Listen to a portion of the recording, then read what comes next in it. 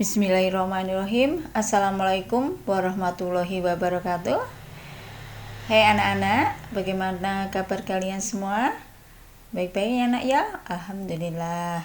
Alhamdulillah kita masih bisa bertemu kembali pada pembelajaran IPS. Anak-anak, pada kesempatan ini kita akan membahas tema 4, yaitu globalisasi. Kita menginjak pada subtema 3, yaitu globalisasi dan cinta tanah air. Nah, apa yang akan kita pelajari nak hari ini? Iya, ada 2 hal nak ya.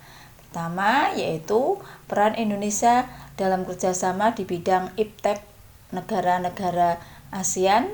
Dan yang kedua yaitu manfaat kerjasama Indonesia dengan negara-negara anggota ASEAN. Baiklah anak-anak, kita lanjut, yaitu yang pertama atau yang bagian A, yaitu peranan Indonesia dalam kerjasama di bidang iptek negara-negara ASEAN. Anak-anak, tujuan kerjasama dalam bidang iptek itu adalah untuk meningkatkan daya saing di kawasan ASEAN. Ya, Indonesia sebagai salah satu negara ASEAN turut berperan aktif dalam kerjasama di bidang iptek. Nah, peran Indonesia dalam kerjasama di bidang iptek di negara-negara ASEAN, yaitu salah satunya Indonesia mendukung pembentukan Komite Iptek ASEAN.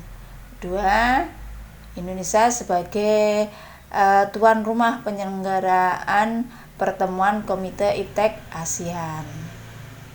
Ketiga, Indonesia memimpin salah satu program dalam ASEAN Coach tentang sistem peringatan dini dan pengurangan risiko bencana alam.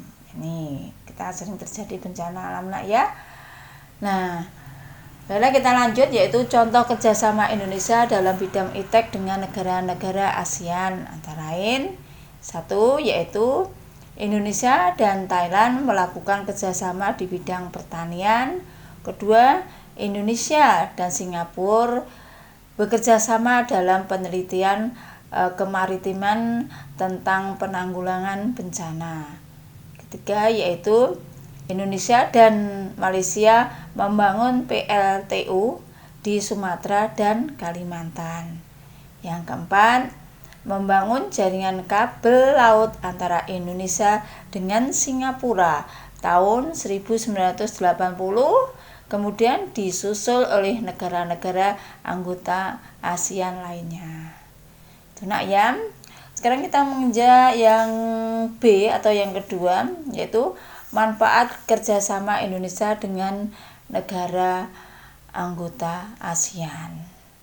Ya, manfaatnya kerjasama Indonesia dengan negara-negara ASEAN nak ya, itu bisa menciptakan stabilitas kawasan Asia Tenggara.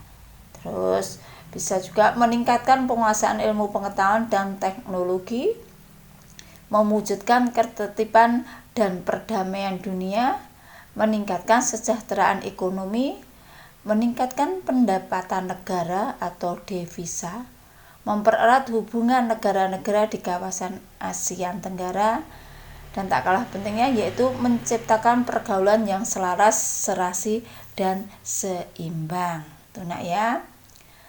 Terus bagaimana sikap yang harus kita kembangkan untuk mendukung kerjasama ASEAN itu bisa terwujud dengan baik nak ya. Ada beberapa sikap yang harus kita tanamkan dan kita laksanakan. Salah satunya kita harus saling menghargai dan menghormati. Itu penting sekali nak ya. Kita harus saling menghargai dan menghormati antara negara-negara ASEAN. 2, tidak membedakan antara anggota ASEAN. Kita tidak boleh membedakan nak ya antara negara satu dengan negara yang lainnya. Yang penting kita bisa bersama saling mendukung untuk bekerjasama sehingga terwujudnya apa nak ya? Ya, kesejahteraan kita sebagai anggota negara ASEAN. Terus tak kalah pentingnya melaksanakan kerjasama dengan penuh tanggung jawab. Ini nak ya.